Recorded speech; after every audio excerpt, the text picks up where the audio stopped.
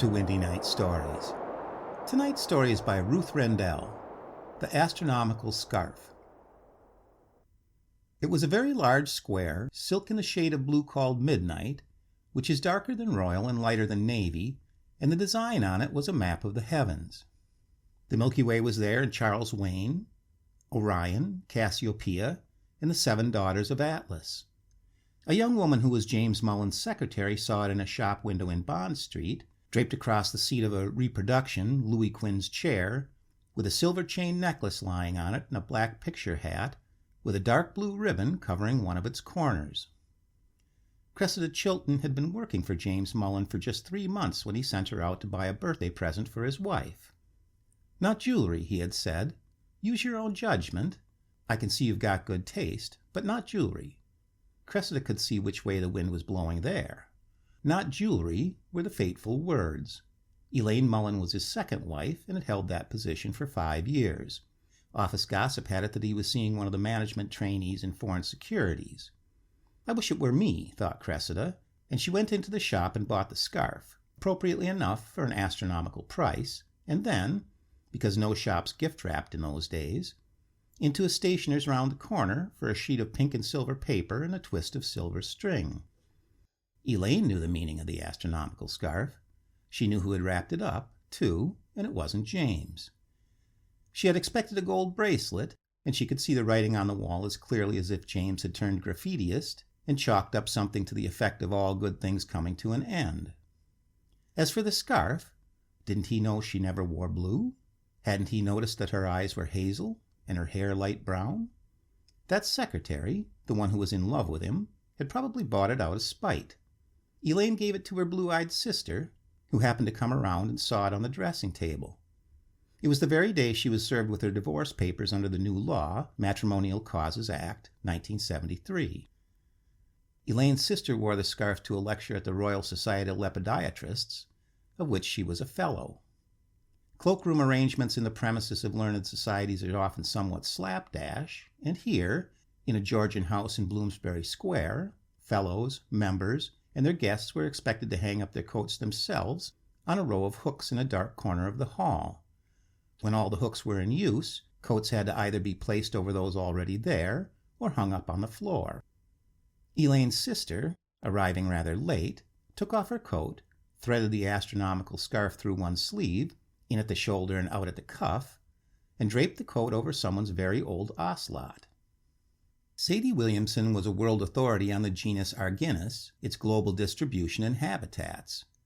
She was also a thief. She stole something nearly every day. The coat she was wearing she had stolen from Harrods, and the shoes on her feet from a friend's clothes cupboard after a party. She was proud to say, to herself, that she had never given anyone a present that she had had to pay for. Now in the dim and deserted hall, on the walls of which a few 18th century prints of British butterflies were just visible, Sadie searched among the garments for some trifle worth picking up. An unpleasant smell arose from the clothes, compounded of dirty cloth, old sweat, mothballs, cleaning fluid, and something in the nature of wet sheep. Sadie curled up her nose distastefully. She would have liked to wash her hands, but someone had hung an out-of-order sign on the washroom door. Not much worth bothering about here, she was thinking, when she saw the hand-rolled and hem-stitched corner of a blue scarf protruding from a coat sleeve. She gave it a tug. Rather nice, she decided, and quickly tucked it into her coat pocket because she could hear footsteps coming from the lecture room. The next day she took it around to the cleaners. Most things she stole she had dry cleaned, even if they were fresh off a hanger in a shop. You never knew who might have tried them on. "The Zodiac," said the woman behind the counter. "Which sign are you?" "I don't believe in it, but I'm a Cancer." "Oh, dear," said the woman. "I never think that sounds very nice, do you?"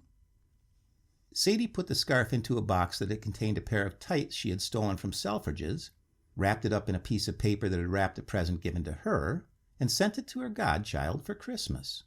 The parcel never got there. It was one of those lost in the robbery of a mail train traveling between Norwich and London. Of the 2 young men who snatched the mail bags, it was the elder who helped himself to the scarf. He thought it was new. It looked new. He gave it to his girlfriend. She took one look and asked him who he thought she was, her own mother? What was she supposed to do with it? Tie it around her head when she went to the races? She meant to give it to her mother, but accidentally left it in the taxi which she was traveling from Kilburn to Acton. It was found, along with a carton of 200 cigarettes, 2 cans of Diet Coke, and a copy of Playboy, the lot in a rather worn Harrods carrier, by the taxi driver's next fare. She happened to be Cressida Chilton, who was still James Mullen's secretary, but who failed to recognize the scarf because it was enclosed in the paper wrapped around it by Sadie Williamson. Besides, she was still in a state of shock from what she had read in the paper that morning, the announcement of James' imminent marriage, his third.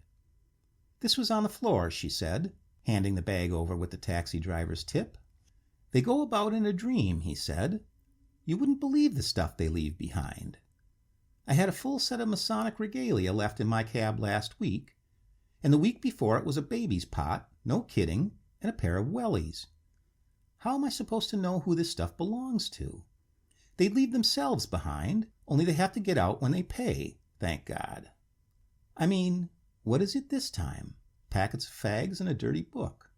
I hope you find the owner, said Cressida, and she rushed off through the revolving door and up in the lift to be sure of getting there before James did, to be ready with her congratulations, all smiles. Find the owner, my ass, said the taxi driver to himself. He drew up at the red light next to another taxi whose driver he knew and, having already seen this copy, passed in Playboy through their open windows. The cigarettes he smoked himself. He gave the Diet Cokes and the scarf to his wife. She said it was the most beautiful scarf she had ever seen, and she wore it every time she went anywhere that required dressing up. 11 years later, her daughter Maureen borrowed it. Repeatedly, the taxi driver's wife asked for it back, and Maureen meant to give it back, but she always forgot. Until one day when she was about to go to her mother's and the scarf came into her head, a vision inspired by a picture in the Radio Times of the night sky in September. Her flat was always untidy, a welter of clothes and magazines and tape cassettes and full ashtrays. But once she had started looking, she really wanted to find the scarf. She looked everywhere, grubbed about in the cupboards and drawers, threw stuff on the floor, and fumbled through half-unpacked suitcases. The result was that she was very late in getting to her mother's, but she had not found the astronomical scarf. This was because it had been taken the previous week, borrowed, she too would have said, by a boyfriend who was in love with her, but whose love was unrequited, or not as fully requited as he wished. The scarf was not merely intended as a sentimental keepsake, but to be taken to a clairvoyant in Shepherd's Bush who had promised him a dramatic result if she could only hold in her hands something of the beloved's. In the event, the spell or charm failed to work, possibly because the scarf belonged not to Maureen, but to her mother. Or did it? It would have been hard to say who its owner was by this time. The clairvoyant meant to return the scarf to Maureen's boyfriend at his next visit, but that was not due for 2 weeks. In the meantime, she wore it herself. She was only the second person into whose possession it had come to look on it with love and admiration. Elaine Mullen's sister had worn it because it was obviously of good quality and because it was there. Sadie Williamson had recognized it as expensive. Maureen had borrowed it because the night had turned cold and she had a sore throat. But only her mother, and now the clairvoyant, had truly appreciated it. This woman's real name was not known until after she was dead. She called herself Thalia Essene. The scarf delighted her, not because of the quality of the silk, nor its hand-rolled hem, nor its color, but because of the constellations scattered across its midnight blue. Such a map was to her what a chart of the Atlantic Ocean might have been to some early navigator. Essential, enrapturing, mysterious, indispensable, life-saving. Its stars were the encyclopedia of her trade, the impenetrable spaces between them, the source of her predictions. She sat for many hours in meditative contemplation of the scarf, which she spread on her lap, stroking it gently and sometimes murmuring incantations. When she went out, she wore it along with her layers of trailing garments, her black cloak, and her pomander of asafoetida grass. Roderick Thomas had never been among her clients. He was a neighbor, having just moved into one of the rooms below her flat in the Uxbridge Road. Years had passed since he had done any work or anyone had shown the slightest interest in him, wished for his company, or paid attention to what he said, let alone cared about him. Thalia Essene was one of the few people who actually spoke to him, and all she said when she saw him was, "Hi," or "Rain again." One morning, though, she made the mistake of saying a little more. The sun was shining out of a cloudless sky. "The goddess loves us this morning." Roderick Thomas looked at her with his mouth open. "You what?" "I said, the goddess loves us today. She's shedding her glorious sunshine onto the face of the earth." Thalia smiled at him and walked on. She was on her way to the shops in King Street. Roderick Thomas started shambling after her. For some years he had been on the lookout for the Antichrist, who he knew would come in female form. He followed Thalia to Marks and Spencer's in the cassette shop, where she was in the habit of buying music as background for her fortune-telling sessions. She was well aware of his presence and, growing increasingly angry, then nervous, went home in a taxi. Next day he hammered on her door. She told him to go away. "Say that about the sunshine again," he said. "It's not sunny today." "You could pretend. Say about the goddess." "You're mad," said Thalia. A client who had been having his palm read and heard it all gave her a funny look. She told him his lifeline was the longest she had ever seen, and he would probably make it to 100.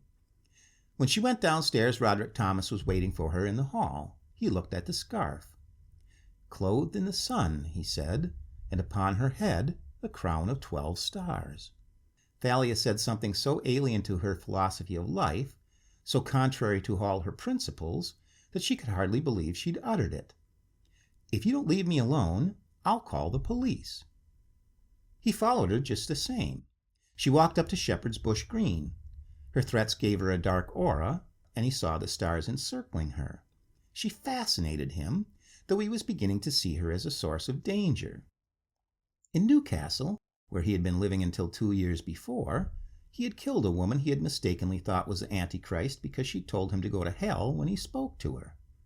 For a long time he expected to be sent to hell, and although the fear was somewhat abated, it came back when he was confronted by a manifestly evil woman. A man was standing on one of the benches on the green, preaching to the multitude, well, to 4 or 5 people. Roderick Thomas had followed Thalia to the tube station, but there he had to abandon pursuit for lack of money to buy a ticket. He wandered onto the green. The man on the bench stared straight at him and said, "Thou shalt have no other gods but me." Roderick took that for a sign. You'd have to be daft not to get the message, but he asked his question just the same. "What about the goddess?" "For Solomon went after Ashtoreth," said the man on the bench, "and after Milcom, the abomination of the Ammonites. Wherefore the Lord said unto Solomon, I will surely rend the kingdom from thee, and will give it to thy servant." That was fair enough. Roderick went home and bided his time, listening to the voice of the preacher, which had taken over from the usual voice he heard during his waking hours. It told him of a woman in purple sitting on a scarlet-covered beast, full of names of blasphemy, having 7 heads and 10 horns.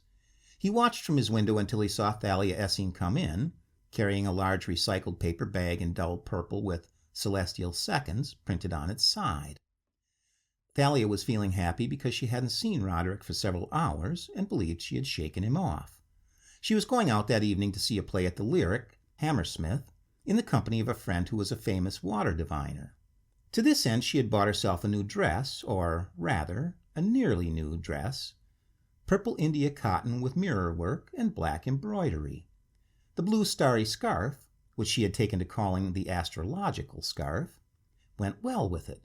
She draped it around her neck, lamenting the coldness of the night. A shawl would have been inadequate, and all this would have had to be covered by her old black coat. A quick glance at her engagement book showed her that Maureen's boyfriend was due for a consultation the next morning. The scarf must be returned to him. She would wear it for the last time.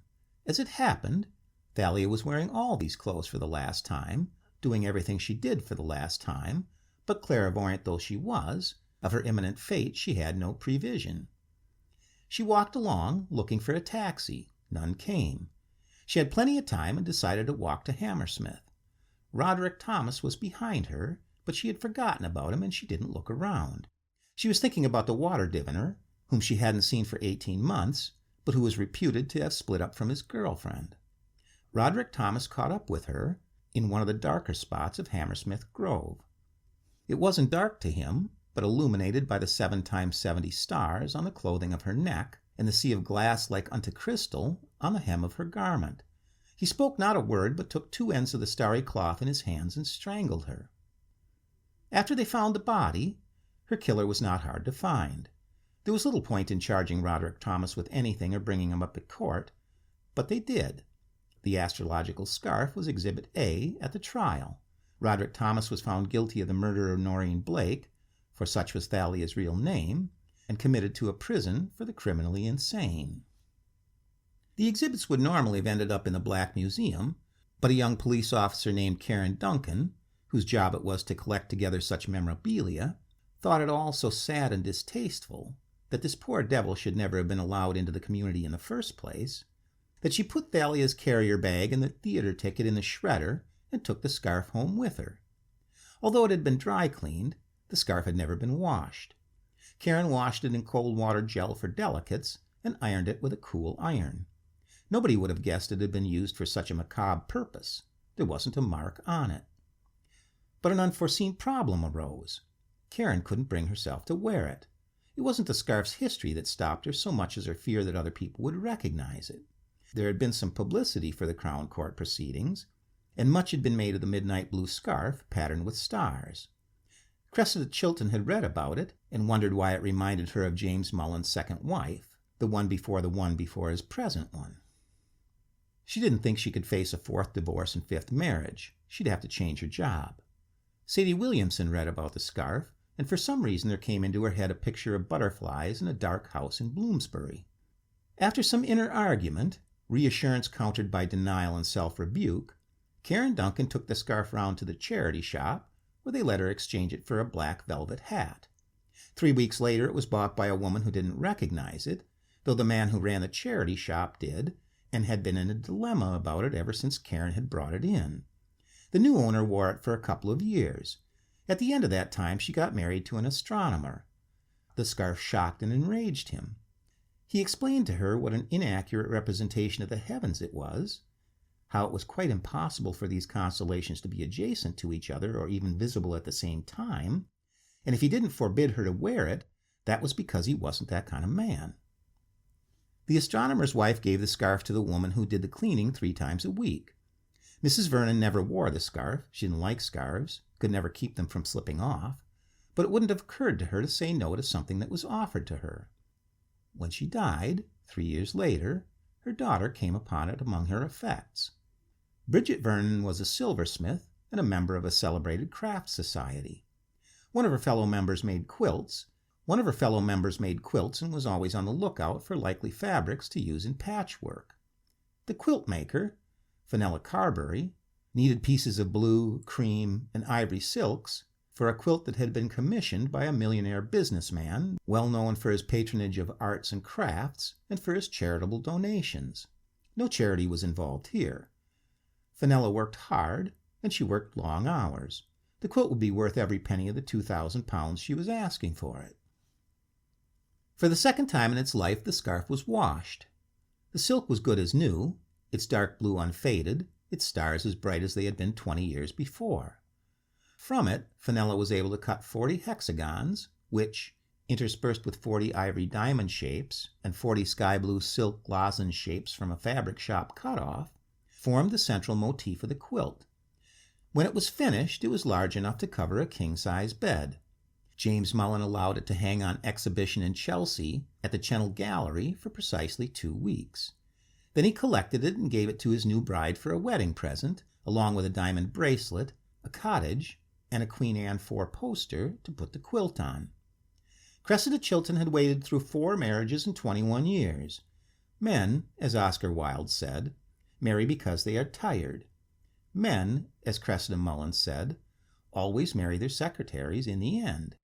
It's dogged is as does it, and she had been dogged, she had persevered, and she had her reward. Before getting into bed on her wedding night, she contemplated the £2,000 quilt and told James it was the loveliest thing she had ever seen. "The middle part reminds me of you when you first came to work for me," said James. "I should have had the sense to marry you then. I can't think why it reminds me. Can you?" Cressida smiled. "I suppose I had stars in my eyes." The end.